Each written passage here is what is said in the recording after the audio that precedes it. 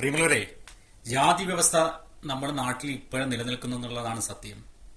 സ്കൂളിൽ മക്കൾക്ക് മിഠായി കൊടുത്തപ്പോൾ കുഞ്ഞ് കൈ നീട്ടിയപ്പോൾ കയ്യിൽ കൊടുക്കാതെ ഡെസ്കിൽ തട്ടിയിട്ട് കൊടുക്കുകയാണ്. ഇങ്ങനെ നേരത്തെ തട്ടിയിട്ട് ഇട്ട് പോവുകയാണ്. ഒരു കൈ പുള്ളി കൊടുക്കണ്ട, ആ പാക്കറ്റ് കാണിച്ചു കഴിഞ്ഞാൽ ആ മക്കൾ എടുത്തോളും.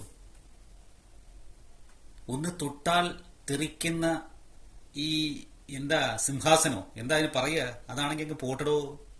കുഞ്ഞു മക്കളല്ലേ, അവർക്ക് ജാതി മതവും എന്നും വലിയ ഇതല്ല. അത് അവരെ ഓടുന്ന ബ്ലഡും ചോപ്പാണ്, താങ്കളിലെ ഓടുന്നതും ചോപ്പാണ്.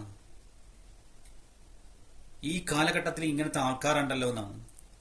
മറ്റുള്ള സംസ്ഥാനങ്ങളിലൊക്കെ കണ്ട് ശീലിച്ച ഈ സമ്പ്രദായം നമ്മുടെ കേരളത്തിലും ഇപ്പോഴും ഉണ്ടല്ലോ എന്ന് ആലോചിക്കുമ്പോൾ ഭയങ്കര വിഷമമുണ്ട്. ഇദ്ദേഹത്തിനെയാണല്ലോ ഒരു ജനപ്രതിനിധിയായി കഴക്കൂട്ടം തിരഞ്ഞെടുത്തത്. കഴക്കൂട്ടത്തിന്റെ MLA ആണ്. കഴിഞ്ഞ ലോക്സഭാ തെരഞ്ഞെടുപ്പിൽ എന്റെ മണ്ഡലത്തിൽ ഉൾപ്പെടെ നിന്ന് തെരഞ്ഞെടുപ്പിന് നേരിട്ട വ്യക്തിയാണ് ഇദ്ദേഹം. കേന്ദ്രമന്ത്രിയായിരുന്നു. എന്നിട്ട് പോലും ഇദ്ദേഹത്തിന് എന്തുകൊണ്ട് ഇങ്ങനെ സംഭവിച്ചെന്നാണ് ഞാൻ ആലോചിക്കുന്നത്. ഒരു കുഞ്ഞു മക്കളെ തൊട്ടെന്നും പറഞ്ഞുകൊണ്ട് പോകുന്ന സിംഹാസനങ്ങളങ്ങ് പോട്ടെന്ന് വെച്ച് കഴിഞ്ഞു.